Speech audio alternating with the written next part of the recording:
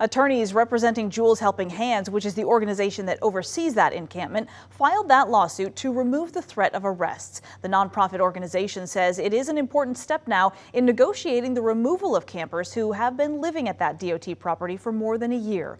KREM 2's Amanda Rowley was in federal court today for that hearing. Amanda, what does this mean for the 130 so people who are still living there? Well, this agreement means the city of Spokane won't be making an unlawful sweep to clear out the encampment, something Jules Helping Hands has wanted all along.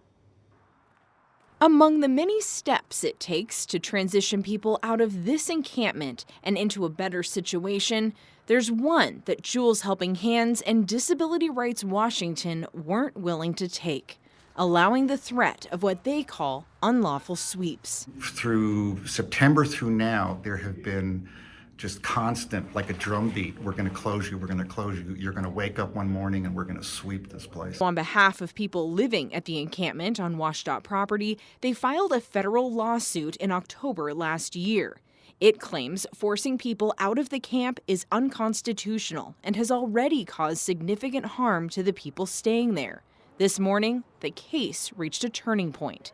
The city of Spokane agreed to not engage in efforts to shut down the WSDOT encampment known as Camp Hope. I'm glad with the agreement. Julie Garcia, founder of Jules Helping Hands, says this is a big step in the right direction. I believe, one, it is a validation that our concerns are real, and secondly, that the people on that lot get a fair chance at getting housing, and that's been always the goal. Still, the nuisance and abatement process the city of Spokane and Spokane County are pursuing remains on the table. That's because the federal judge modified the temporary restraining order today. In a statement from Spokane Mayor Nadine Woodward, she explains this action clears the way for the city to follow standard nuisance process through Superior Court, which requires judicial review before action is taken. She adds, the next steps will be to work with the state to finish getting people out of the elements and restore the impacted neighborhood.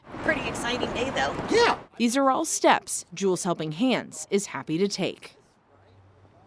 Now, Spokane County is also listed in this lawsuit. It is likely going to enter into a similar agreement as the city of Spokane upon commissioner approval. Now, attorneys expect to finalize the agreement with the city today and file it in federal court on Monday. Amanda Rowley, KREM 2 News.